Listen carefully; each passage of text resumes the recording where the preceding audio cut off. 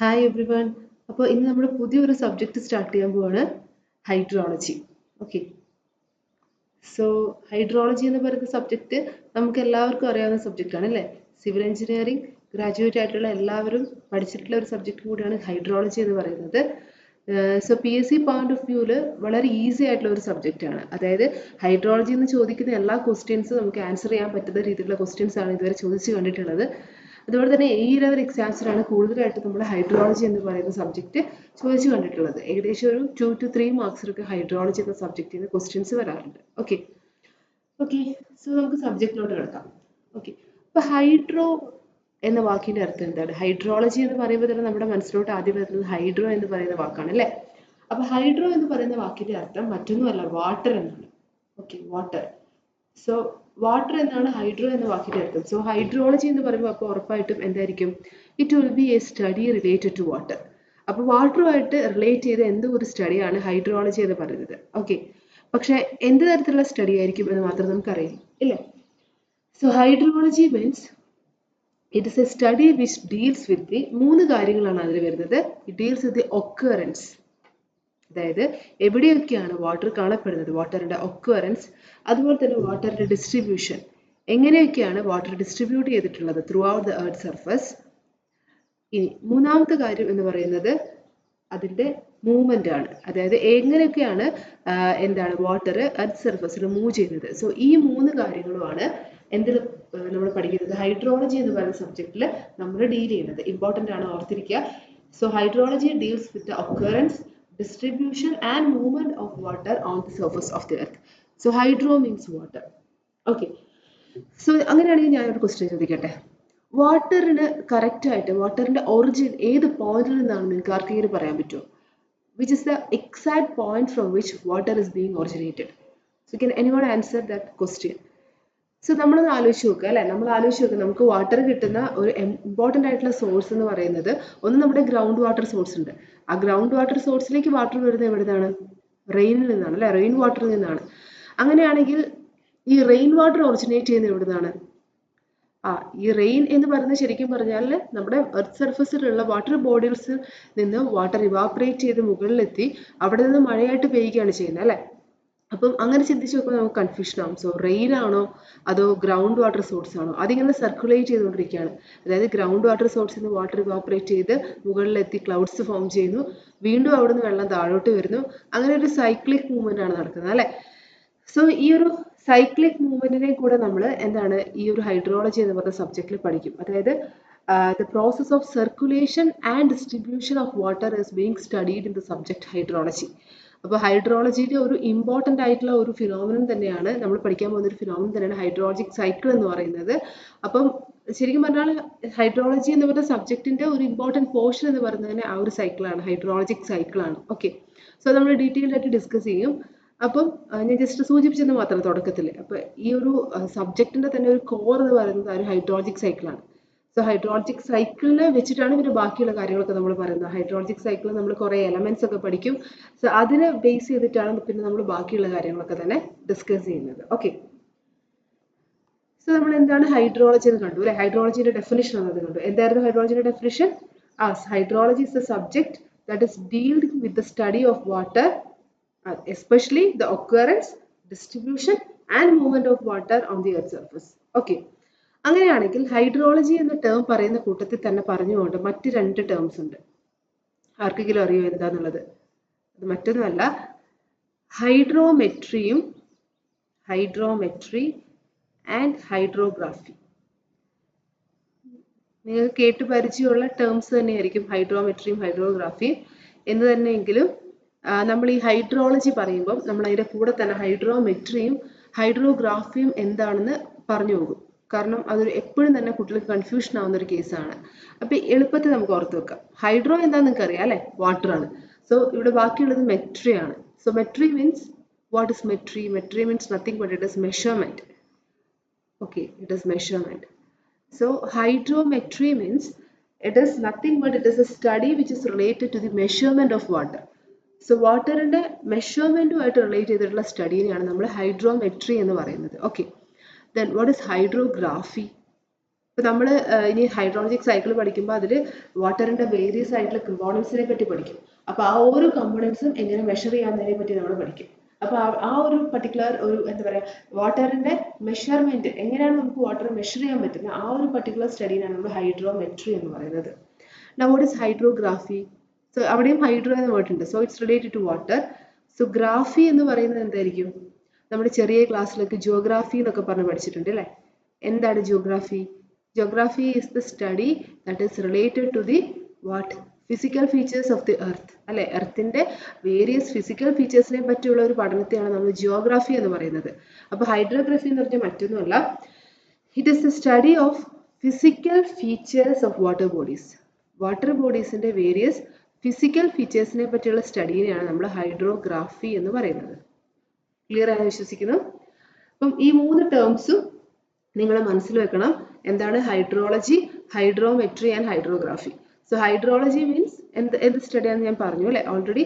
It deals with the study of water, especially the movement, occurrence and distribution of water on the earth surface. Okay. ഇനി hydrometry എന്ന് പറഞ്ഞാൽ it is a study that is related to the measurement of water. And hydrography means it deals with the what study of physical features of water bodies. Okay. അപ്പോൾ ഈ 3 ടേംസും ഓർത്തിരിക്കുക. ഇനി നമ്മൾ അടുത്തതായിട്ട് കാണാൻ പോകുന്നത് എന്തിനു വേണ്ടിയിട്ടാണ്, അല്ലെങ്കിൽ what is the significance of studying hydrology. എന്തൊക്കെയാണ് ഈ ഹൈഡ്രോളജി എന്ന് പറഞ്ഞ ഒരു എന്താണ് ശാഖ കാരണം നമുക്ക് കിട്ടുന്ന ബെനിഫിറ്റ്സ്, അല്ലെങ്കിൽ ആ ഒരു പർട്ടിക്കുലർ സ്റ്റഡി കാരണം നമുക്ക് ഉണ്ടാകുന്ന ബെനിഫിറ്റ്സ് എന്തൊക്കെയാണെന്ന് നമ്മൾ അടുത്തായിട്ട് നോക്കാൻ പോകുന്നത്. Okay. Need. What need? Need for study of hydrology. എന്തിനു വേണ്ടിയിട്ടാണ് നമ്മൾ ഹൈഡ്രോളജി പഠിക്കുന്നത്? സോ എക്സാംസിൽ ചോദിക്കാറുണ്ട്, ചോദിച്ച് കണ്ടിട്ടുണ്ട് ക്വസ്റ്റ്യൻ ഇതുപോലെ. So from the following options which is the need for studying hydrology, അല്ലെങ്കിൽ find out the odd one out എന്നുള്ള രീതിയിൽ, അല്ലെങ്കിൽ ഇതിൽ പെടാത്ത ഓപ്ഷൻ ഏതാണെന്നുള്ള രീതിയിലൊക്കെ ചോദിച്ച് കണ്ടിട്ടുണ്ട്. അപ്പോൾ അതൊന്ന് ഓർത്ത് വെക്കുക നിങ്ങൾ. സോ ആദ്യത്തെ ഒരു നീഡ് എന്ന് പറയുന്നത് to ascertain reservoir capacity. Reservoir capacity ascertain ചെയ്യാൻ വേണ്ടിയിട്ടാണ് നമ്മൾ ഒന്നാമതായിട്ട് എന്ത് യൂസ് ചെയ്യുന്നത്, ഹൈഡ്രോളജി എന്ന് പറയുന്ന ആ ഒരു ശാഖ, ആ ഒരു പഠനശാഖ യൂസ് ചെയ്യുന്നത്. Ascertain the reservoir capacity. So reservoirs എന്താണെന്നുള്ളത് നമുക്കറിയാം അല്ലേ. Reservoirs are used for storing water. So ആ എത്രത്തോളം വാട്ടർ അതിൽ സ്റ്റോർ ചെയ്യാൻ പറ്റും എന്നതാണ് അതിൻ്റെ കപ്പാസിറ്റി എന്ന് പറയുന്നത്. അപ്പോൾ റിസർവോയറിൻ്റെ കപ്പാസിറ്റി പ്രോപ്പറായിട്ട് അസേർട്ടൺ ചെയ്യണമെങ്കിൽ, കണ്ടുപിടിക്കണമെങ്കിൽ നമുക്ക് എന്തിൻ്റെ സഹായം ആവശ്യമാണ്? ഹൈഡ്രോളജി എന്ന് പറയുന്ന ആ ഒരു ബ്രാഞ്ചിൻ്റെ സഹായം നമുക്ക് ആവശ്യമാണ്. ഓക്കെ. നെക്സ്റ്റ് ഇമ്പോർട്ടൻറ്റ് ന്യൂസ് എന്ന് പറയുന്നത് it is the proper design and operation of hydraulic structures. Proper design and operation of hydraulic structures.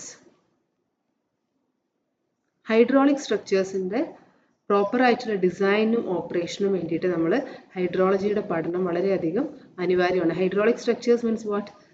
Structures constructed on water bodies, അതായത് ഡാം ഒക്കെ പോലുള്ള, അതായത് ഹൈഡ്രോളിക് എനർജി അവിടെ എന്താണ് ഇമ്പോർട്ടൻ്റ് ആയിട്ടുള്ള ഒരു ഇൻഫ്ലുവൻസ് ചെലുത്തുന്നുണ്ട്. ഓക്കെ. ഡാംസ് ഒക്കെ എന്താണ് ഹൈഡ്രോളിക് സ്ട്രക്ചേഴ്സ് ആണ് അല്ലേ. സോ അതുപോലുള്ള ഹൈഡ്രോളിക് സ്ട്രക്ചേഴ്സിൻ്റെ ഡാംസും കൾവേർട്സ് അതുപോലുള്ള ഹൈഡ്രോളിക് സ്ട്രക്ചേഴ്സിൻ്റെ കൺസ്ട്രക്ഷൻ്റെ സമയത്ത് നമ്മൾ എന്ത് കൺസിഡർ ചെയ്യണം? ഈ ഒരു ഹൈഡ്രോളജി എന്ന് പറയുന്ന ഒരു സബ്ജക്റ്റോട് നമ്മൾ കൺസിഡർ ചെയ്തിട്ട് വേണം ഡിസൈൻ ചെയ്യാനായിട്ട്. ഓക്കെ. ഇനി നെക്സ്റ്റ് ഒരു ഇമ്പോർട്ടൻ്റ് ആയിട്ടുള്ള നീഡ് എന്ന് പറയുന്നത് that is to ascertain flood flows. To ascertain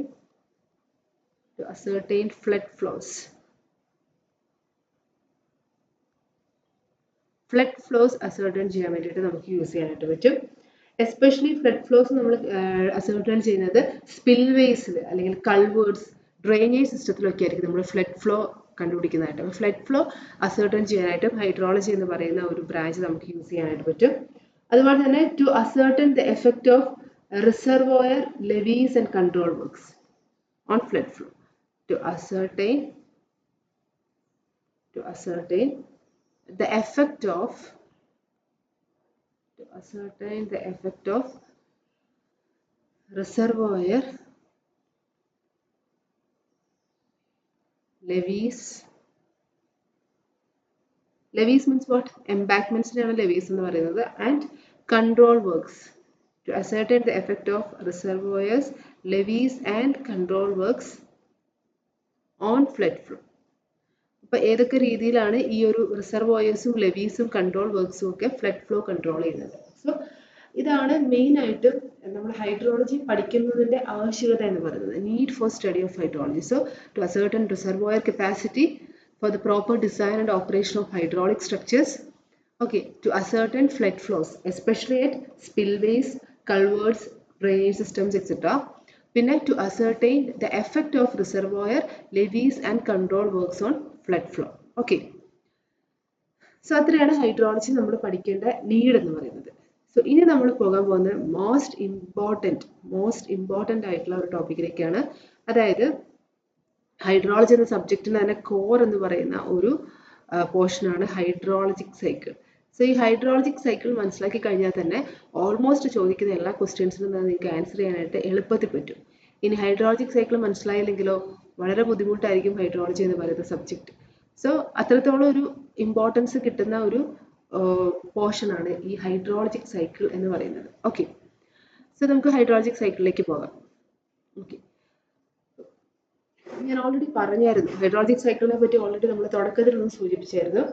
അപ്പോൾ ആദ്യം നമുക്ക് അതിന്റെ ഡെഫിനിഷൻ ഒന്ന് നോക്കാം. എന്താണ് ഹൈഡ്രോളജിക് സൈക്കിളിന്റെ ഡെഫിനിഷൻ എന്ന് നോക്കാം. So it is the movement of water from the earth surface to the atmosphere and back to the earth surface from the atmosphere. So ആ ഒരു സർക്കുലേറ്ററി മൂവ്മെന്റിനെയാണ് ഹൈഡ്രോളജിക് സൈക്കിൾ എന്ന് പറയുന്നത്. ഒന്നുകൂടെ പറയാം. So it is the movement of what?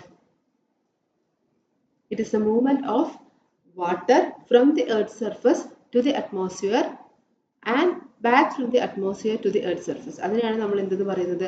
Hydrologic circle. ആ ഒരു circular മൂവ്മെന്റിനെയാണ് നമ്മൾ hydrologic cycle എന്ന് പറയുന്നത്. ഓക്കെ, അപ്പോൾ നമുക്ക് എന്താണ് ഹൈഡ്രോളജിക് സൈക്കിൾ എന്ന് ഇൻ ഡീറ്റെയിൽഡ് ആയിട്ട് നോക്കാം.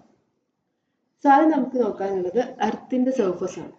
നമുക്ക് എന്താ പറയുക, സ്റ്റോറി പറയുന്ന പോലെ പറഞ്ഞു, അപ്പോൾ നിങ്ങൾക്ക് ഓർത്തിരിക്കാനും എളുപ്പമായിരിക്കും. ഓക്കെ, സോ എർത്തിന്റെ സർഫസിൽ എന്തുണ്ടാവും? എർത്തിന്റെ സർഫസിൽ കുറേ അൻഡുലേഷൻസും മൗണ്ടെയിൻസും ട്രീസും ഒക്കെ ഉണ്ടാവും അല്ലെ, ഡിപ്രഷൻസും അങ്ങനെയുള്ള കുറേ സംഭവങ്ങളുണ്ടാവും. ഇസ്ന്റ് ഇറ്റ്?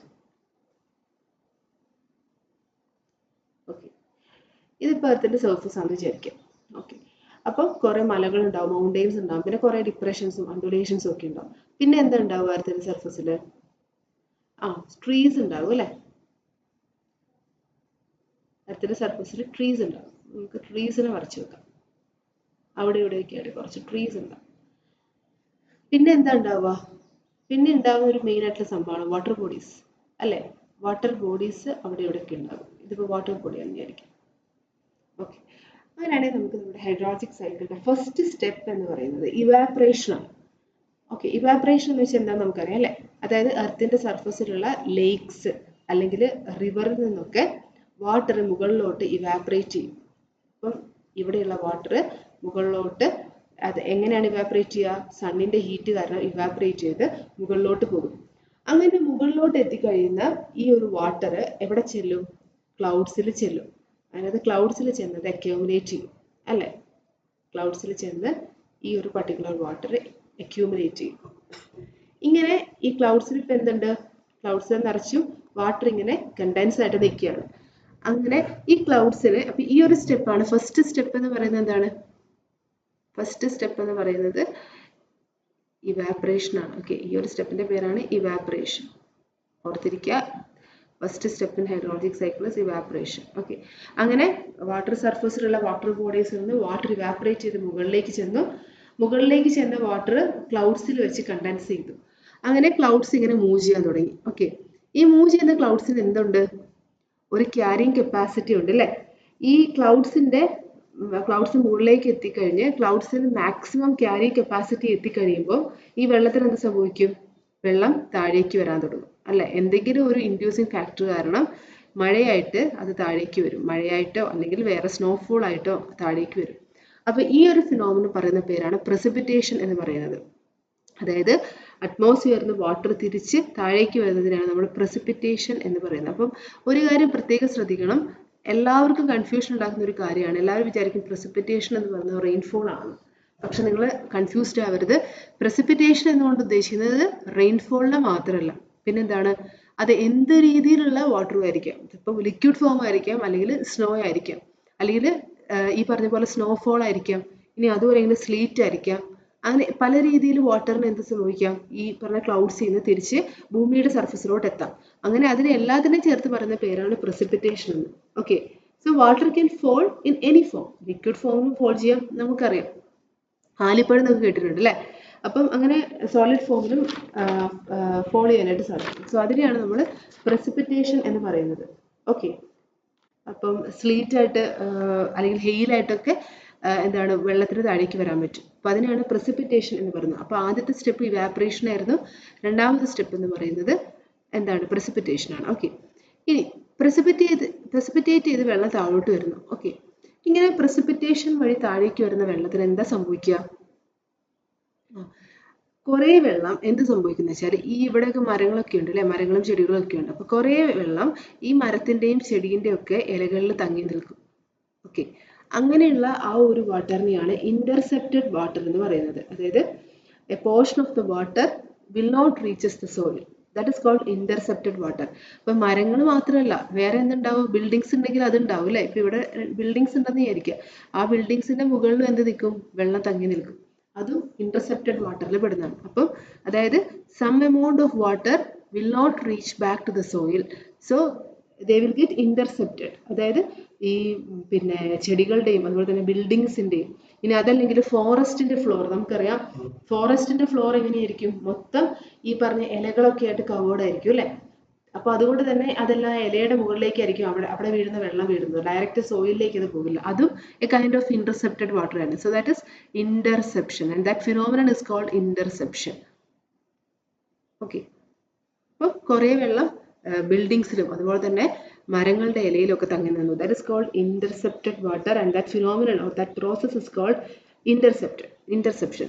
അപ്പൊ ഈ ഇന്റർസെപ്റ്റഡ് വാട്ടർ എന്ത് സംഭവിക്കും, അത് കുറേ സമയം കഴിയുമ്പോൾ, വെയിലൊക്കെ തെളിഞ്ഞു കഴിയുമ്പോൾ അത് ഇവാപറേറ്റ് ചെയ്ത് വീണ്ടും തിരിച്ച് അറ്റ്മോസ്ഫിയറിലോട്ട് തന്നെ പോകും.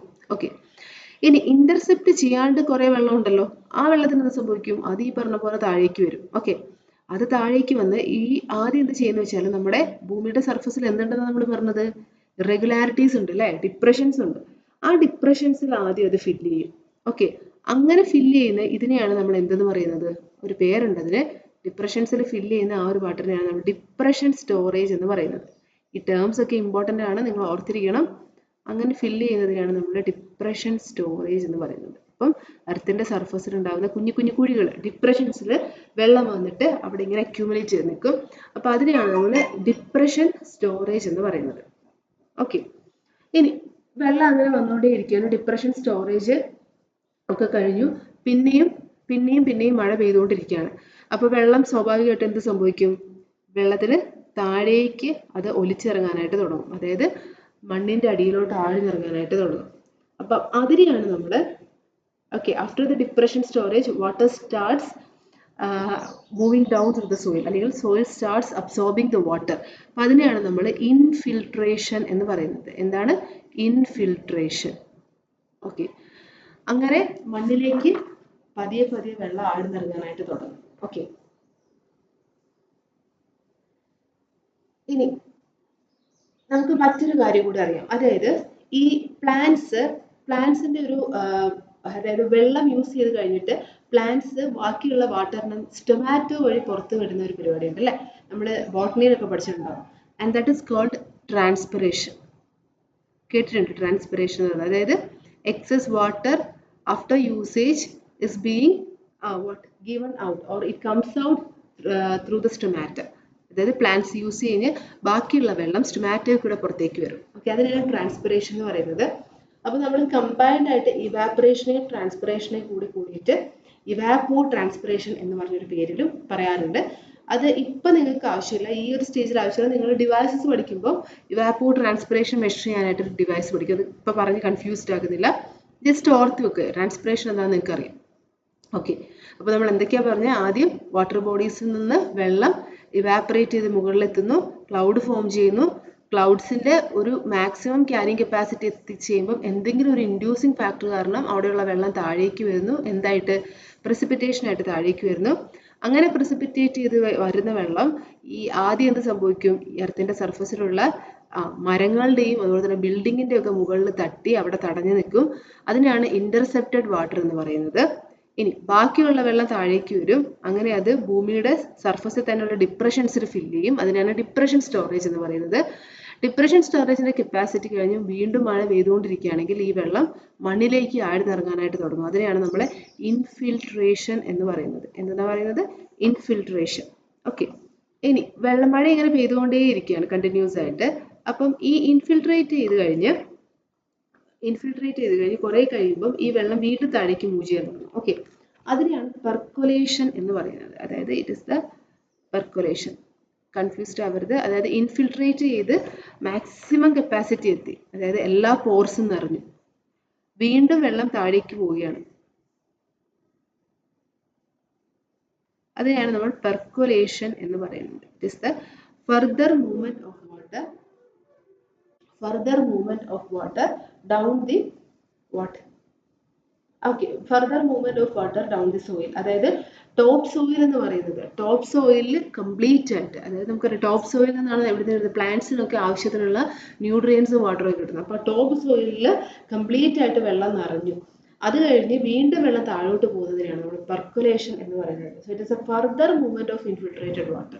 ആ ഒരു ഇത് നിങ്ങൾ ഓർത്ത് വെക്കുക. Percolation means it is a further movement of infiltrated water is called percolation. ഓർത്ത് തന്നെ ഇരിക്കുക. It is a further movement of percolated water. Fine.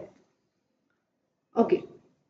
അങ്ങനെ പെർക്കുലേറ്റ് ചെയ്ത് കഴിഞ്ഞ് വെള്ളം അവസാനം എവിടെ എത്തിച്ചേരും? സ്വാഭാവികമായിട്ടും പെർക്കുലേറ്റ് ചെയ്ത വെള്ളം എവിടെയാണ് എത്തിച്ചേരുക? ഗ്രൗണ്ട് വാട്ടർ ടേബിളിലേക്ക് വരും. പെർക്കുലേറ്റ് ചെയ്ത വെള്ളം ഫൈനലി ഇതിപ്പോൾ വാട്ടർ ടേബിൾ ആണെങ്കിൽ ഈ വാട്ടർ ടേബിളിലോട്ട് വന്ന് ചേരും. ഈ പെർക്കുലേറ്റഡ് ആയിട്ടുള്ള വാട്ടർ ടേബിളിലേക്ക് വന്ന് ചേരും. ഓക്കെ. മഴ ഇങ്ങനെ കണ്ടിന്യൂസ് ആയിട്ട് പെയ്തുകൊണ്ടേയിരിക്കുകയാണ്. അങ്ങനെ ഈ സോയിലിന്റെ കംപ്ലീറ്റ് ആയിട്ടുള്ള ഒരു അബ്സോർബിങ് കപ്പാസിറ്റി, ഇൻഫിൽട്രേഷൻ കഴിഞ്ഞ് പെർക്കുലേഷൻ കഴിഞ്ഞ് സോയിൽ ഇനി ഒരു തുള്ളി വെള്ളത്തിന് പോലും എടുക്കാനുള്ള കപ്പാസിറ്റി ഇല്ല. സോയിൽ കംപ്ലീറ്റ്ലി സാച്ചുറേറ്റഡ് ആയിട്ട്. എന്നിട്ടും മഴ പെയ്തുകൊണ്ടിരിക്കുകയാണ്. എന്താ സംഭവിക്കുക എന്ന് വെച്ചാൽ ഈ വരുന്ന വാട്ടർ സർഫസിൽ കൂടെ ഒഴുകി അത് ഏതെങ്കിലും ഒരു വാട്ടർ ബോഡിയിൽ ചെന്ന് ചേരും. അതിനെയാണ് നമ്മൾ എന്തെന്ന് പറയുന്നത്? സർഫസ് റൺ ഓഫ് എന്ന് പറയുന്നത്. ഓക്കെ. അതായത് സോയിലിന്റെ കംപ്ലീറ്റ് ആയിട്ടുള്ള ഇൻഫിൽട്രേറ്റിംഗ് കപ്പാസിറ്റി കഴിഞ്ഞു കഴിഞ്ഞാൽ പിന്നെ വരുന്ന വെള്ളം സർഫസിൽ കൂടെ ഒഴുകി ഏതെങ്കിലും ഒരു വാട്ടർ ബോഡിയിലേക്ക് ചെന്നെത്തും. അതിനെയാണ് നമ്മൾ സർഫസ് റൺ ഓഫ് എന്ന് പറയുന്നത്. ഓക്കെ. ഇനി നമ്മൾ പറഞ്ഞു പെർക്കുലേറ്റഡ് വാട്ടർ. ഈ പെർക്കുലേറ്റ് ചെയ്ത വാട്ടർ ഫൈനലി വാട്ടർ ടേബിളിലേക്ക് എത്തിച്ചേരുന്നു പറഞ്ഞു അല്ലേ? ചില കേസിൽ വെള്ളം ഇങ്ങനെ താഴേക്ക് പെർക്കുലേറ്റ് ചെയ്യുന്നതിന്റെ ഇടയ്ക്ക് എവിടെയെങ്കിലും ചില ഇംപെർമിയബിൾ ആയിട്ടുള്ള ലേയേഴ്സ് വരാനുള്ള ചാൻസ് ഉണ്ട്. ഫോർ എക്സാമ്പിൾ, വെള്ളം ഇങ്ങനെ താഴേക്ക് പെനട്രേറ്റ് ചെയ്യുമ്പം ഇവിടെ ഇംപെർമിയബിൾ ആയിട്ടുള്ള ലെയേഴ്സ് ഉണ്ടാകും. ഓക്കെ. അങ്ങനെ ഇംപെർമിയബിൾ ആയിട്ടുള്ള ലെയർ വന്നു കഴിഞ്ഞാൽ ഈ വെള്ളം ഇങ്ങനെ സൈഡിലോട്ട് ഒഴുകാൻ തുടങ്ങും. രണ്ട് സൈഡിലോട്ടും അത് ഒഴുകാൻ തുടങ്ങും. ലാറ്ററലി അത് ഫ്ലോ ചെയ്യാൻ തുടങ്ങും. അങ്ങനെ ലാറ്ററലി ഫ്ലോ ചെയ്ത് അത് ഏതെങ്കിലും ഒരു വാട്ടർ ബോഡിയിൽ ചെന്ന് ചേരും. അപ്പോൾ അതിനെയാണ് നമ്മൾ സബ് സർഫസ് റൺ ഓഫ് എന്ന് പറയുന്നത്. അതായത് പെർക്കുലേറ്റ് ചെയ്ത വാട്ടറിന്റെ ഇടയിലായിട്ട് എന്തെങ്കിലുമൊക്കെ എന്ത് വരുന്നു? ഇംപെർമിയബിൾ ആയിട്ടുള്ള ലെയേഴ്സ് വരികയാണെങ്കിൽ ആ വാട്ടർ രണ്ട് സൈഡിലോട്ടും ലാറ്ററലി മൂവ് ചെയ്ത് എവിടെ എത്തുന്നു? ഏതെങ്കിലും ഒരു വാട്ടർ ബോഡിയിൽ എത്തിച്ചേരുന്നു. സോ അതിനെയാണ് നമ്മൾ സബ് സർഫസ് റൺ ഓഫ് എന്ന് പറയുന്നത്. ഓക്കെ. സോ ക്ലിയർ ആയി വിചാരിക്കുന്നു എന്താണ് സബ് സർഫസ് റൺ ഓഫ് എന്ന്? വശങ്ങളിലോട്ട് വാട്ടർ എഴുതി അതൊരു വാട്ടർ ബോഡിയിലേക്ക് എത്തിച്ചേരുന്നു. ഓക്കെ. ഇനി ചില വാട്ടർ ഗ്രൗണ്ട് വാട്ടർ ടേബിളിൽ എത്തിക്കഴിഞ്ഞാൽ, നമ്മൾ പറഞ്ഞു മാക്സിമം ഗ്രൗണ്ട് വാട്ടർ ടേബിളിൽ എത്തിക്കഴിഞ്ഞാലും ചില വാട്ടർ എന്ന് പറയുന്നത് ചിലയിടത്ത് അതിൻ്റെ അടിയിലായിട്ട് ചില സ്ട്രീംസ് ഉണ്ടാകും. അപ്പം ഗ്രൗണ്ട് വാട്ടർ ടേബിളിൽ നിന്ന് പിന്നെ ആ വെള്ളം ആ ലോ ലൈങ് സ്ട്രീമിലേക്ക് ഒഴുകും. Okay. So some water which reaches the ground water table again moves down to some streams which is located below that. അതിൻ്റെ അടിയിലായിട്ട് ലൊക്കേറ്റ് ചെയ്ത ചില സ്ട്രീംസിലോട്ട് അത് ഒഴുകും. അതിനെയാണ് ബേസ് ഫ്ലോ എന്ന് പറയുന്നത്. ഈ ടേംസ് ഒക്കെ വളരെ ഇമ്പോർട്ടൻ്റ് ആണ്, ചോദിക്കാറുണ്ട്. Base flow, sub surface run of, surface run of. ഒന്നുകൂടെ പറയാം എന്താന്നുള്ളത്. അപ്പം ഞാൻ പറഞ്ഞു ഇൻഫിൽട്രേഷൻ എന്താന്ന് പറഞ്ഞു അല്ലേ? അതായത് വെള്ളം എർത്തിന്റെ സർഫസിലേക്ക് പെനട്രേറ്റ് ചെയ്യാൻ തുടങ്ങി. അങ്ങനെ താഴേക്ക് പെനട്രേറ്റ് ചെയ്യുന്നതിനെയാണ് നമ്മൾ ഇൻഫിൽട്രേഷൻ എന്ന് പറയുന്നത്. ഓക്കെ. അങ്ങനെ ടോപ്പ് സോയിൽ മൊത്തത്തിൽ കംപ്ലീറ്റ്ലി സാച്ചുറേറ്റഡ് ആയി. ഇനി ടോപ്പ് സോയിലിൽ വെള്ളത്തിന് ഇരിക്കാൻ സ്ഥലമില്ല. അതിൻ്റെ എല്ലാ പോർസും കംപ്ലീറ്റ്ലി വെള്ളത്താൽ നിറഞ്ഞു. അപ്പോൾ അത് കഴിയുമ്പോൾ അത് വീണ്ടും വെള്ളം താഴേക്ക് ഒഴുകാനായിട്ട് തുടങ്ങും. ടോപ്പ് സോയിൽ കഴിഞ്ഞ് പിന്നെ താഴോട്ട് പോകാൻ തുടങ്ങും. അതിനാണ് പെർക്കുലേഷൻ എന്ന് പറയുന്നത്. It is the further movement of infiltrated water. Percolation ആ ഒരു ഡെഫിനിഷൻ അങ്ങനെ തന്നെ ഓർത്തിരിക്കുക. It is the further movement of infiltrated water. It is the further movement of infiltrated water. So that is called percolation. Okay, so that is what is meant by percolation. അങ്ങനെ percolation കഴിഞ്ഞു കഴിഞ്ഞാൽ പിന്നെ എന്ത് സംഭവിക്കും? ഈ പെർക്കുലേറ്റഡ് water എന്ന് പറയുന്നത് പിന്നെയും താഴോട്ട് പോകാൻ പറ്റും. പെർക്കുലേറ്റഡ് വാട്ടർ എന്ന് പറയുന്നത് പിന്നെ ഫൈനലി അത് എത്തിച്ചേരുന്നത് വാട്ടർ ടേബിളിലായിരിക്കും എത്തിച്ചേരുക. ഓക്കെ, ഇനി വീണ്ടും മഴ പെയ്തുകൊണ്ടേ ഇരിക്കുകയാണ്, പെർക്കുലേറ്റ് ചെയ്തു, soil completely filled with water ആണ്. അപ്പോൾ ഇനിയും മഴ പെയ്തു കഴിഞ്ഞാൽ വെള്ളത്തിന് എന്താണ്, മണ്ണിലേക്ക് ആഴ്ന്നിറങ്ങാനുള്ള കപ്പാസിറ്റി ഇല്ല. അപ്പോൾ ആ വെള്ളം സർഫസിൽ കൂടെ തന്നെ ഒഴുകി ഏതെങ്കിലും ഒരു വാട്ടർ ബോഡിയിലേക്ക് വന്നു ചേരും. അതിനെയാണ് നമ്മൾ സർഫസ് റൺ ഓഫ് എന്ന് പറയുന്നത്. ഓക്കെ, റൺ ഓഫ് ഇമ്പോർട്ടൻ്റ് ആണ്. നമുക്ക് റൺ ഓഫിനെ പറ്റി ഡീറ്റെയിൽഡ് ആയിട്ട് ഹൈഡ്രോഗ്രാഫ് ഒക്കെ പഠിക്കാനുള്ളതാണ്. റൺ ഓഫ് എന്താണെന്ന് ശരിക്കും മനസ്സിലാക്കി വെക്കുക. ഇനി പെർക്കുലേഷൻ എന്ന് വെച്ചാൽ വീണ്ടും താഴോട്ട് വെള്ളം ഒഴുകിക്കൊണ്ടിരിക്കുകയാണ്. അപ്പോൾ വാട്ടർ ടേബിൾ എത്തുന്നതിന് മുമ്പ് എവിടെയെങ്കിലും ഒരു എന്തുണ്ട്, ഇംപെർമിബിൾ ആയിട്ടുള്ള ഒരു മെംബ്രെയിൻ ഉണ്ടെങ്കിൽ ആ വെള്ളം രണ്ട് വശങ്ങളിലേക്ക് ഒഴുകി ഭൂമിയുടെ ഉള്ളിൽ കൂടെ ഒഴുകി അത് ഏതെങ്കിലും ഒരു വാട്ടർ ബോഡി ചെന്നെത്തും. അതിനാണ് സബ് സർഫസ് റൺ ഓഫ്. ഭൂമിയുടെ ഉള്ളിൽ കൂടെയുള്ള ആ ഒഴുക്കിനെയാണ് സബ് സർഫസ് റൺ ഓഫ് എന്ന് പറയുന്നത്. ഇനി വാട്ടർ ടേബിളിൽ എത്തിച്ചേർന്ന വെള്ളം ചില സമയങ്ങളിൽ, വളരെ റെയർ ആയിട്ടുള്ള കേസുകളിൽ, ആ വാട്ടർ ടേബിളിൻ്റെയും താഴെയായിട്ട് എന്തെങ്കിലുമൊക്കെ റിവേഴ്സോ സ്ട്രീംസോ ഒക്കെ ഉണ്ടെങ്കിൽ അങ്ങോട്ടേക്ക് ഒഴുകും. അതിനെയാണ് നമ്മൾ ബേസ് ഫ്ലോ എന്ന് പറയുന്നത്. മനസ്സിലായെന്ന് വിചാരിക്കുന്നു. അപ്പം ഇവിടെ പറയുന്ന ഓരോ ടേംസും, അതായത് ഞാനിപ്പം ഹൈഡ്രോളജിക് സൈക്കിൾ പറഞ്ഞപ്പോൾ ഓരോ ടേംസും, അത് evaporation, precipitation, interception, transpiration, depression storage, infiltration, percolation, surface run off, sub surface run off, അതുപോലെ തന്നെ ബേസ് ഫ്ലോ, ഇത്രയും കാര്യങ്ങൾ എന്താണെന്ന് നിങ്ങൾ ക്ലിയർ ആയിട്ട് മനസ്സിലാക്കി വെക്കണം. അപ്പോൾ ഓരോന്നിനെ പറ്റിയും നിങ്ങൾ സെപ്പറേറ്റ് ആയിട്ട് നോട്ട് ഡൗൺ ചെയ്ത് വെക്കുക. ഓക്കെ, അപ്പം റൺ ഓഫിന് നമ്മൾ ഒരു ഡെഫിനിഷൻ പോലെ പറയുകയാണെങ്കിൽ നമുക്ക് പറയാം, it is the total quantity of water after precipitation that reaches the stream. Run ഓഫിനെ പറ്റി പറയുകയാണെങ്കിൽ നമുക്ക് ഇങ്ങനെ പറയാം, it is the total quantity of water. Run off is nothing but it is the total quantity of water after precipitation reaching the stream. So total quantity of water that is reaching the stream after precipitation.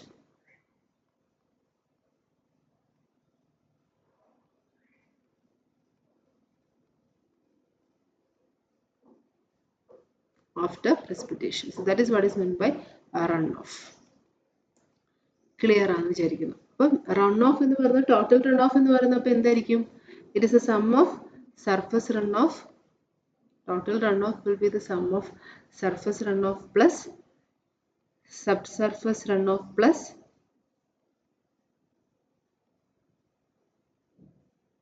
base flow. അപ്പോൾ ഇതിൻ്റെ മൂന്നിൻ്റെയും കൂടെ some ആയിരിക്കും നമ്മുടെ total run off എന്ന് പറയുന്നത്. It is the sum of surface run off plus subsurface run off plus base flow. Okay, so precipitated വാട്ടറിൻ്റെ 1% മാത്രമാണ് ശരിക്കും തിരിച്ച് സ്ട്രീമിലോട്ട് എത്തുന്നത്. So only 1% of the precipitated water is reaching back to the streams. Okay, അപ്പം ആദ്യം evaporate ചെയ്തു, പിന്നെ കണ്ടൻസ് ചെയ്തു, ക്ലൗഡ്സിലെത്തി, പിന്നെ ആ വെള്ളം പ്രസിപ്പിറ്റേറ്റ് ചെയ്തു വരുന്ന വെള്ളത്തിൽ കുറച്ചെണ്ണം ഇൻറ്റർസെപ്റ്റ് ചെയ്ത് പോകും, ബാക്കി ഭൂമിയിലേക്ക് എത്തുന്നു, അതിന് ഇൻഫിൽട്രേറ്റ് ചെയ്യുന്നു, പിന്നെ അത് പെർക്കുലേറ്റ് ചെയ്യുന്നു, പിന്നെ ബാക്കിയുള്ളത് റൺ ഓഫ് വഴി വാട്ടറിലേക്ക് എത്തുന്നു, ഏതെങ്കിലും വാട്ടർ ബോഡിയിലേക്ക് എത്തുന്നു. അപ്പോൾ ആ ഒരു സൈക്കിൾ നിങ്ങൾ കറക്റ്റായിട്ട് ഓർത്ത് വെക്കണം. ഓക്കെ, സോ നമുക്കൊരു ഇക്വേഷൻ കൂടെ ഉണ്ട്. precipitation is equal to total precipitation is equal to the sum of evaporation plus runoff. Evaporation plus runoff. അപ്പം ഇത് ഓർത്തിരിക്കുക. ഇത് എപ്പോഴും എക്സാംസിൽ ചോദിച്ചു വേണ്ടിയിട്ടുള്ളൊരു കാര്യമാണ്, വളരെ ഇമ്പോർട്ടൻ്റ് ആയിട്ടുള്ളൊരു സംഭവമാണ്. precipitation is equal to evaporation plus runoff.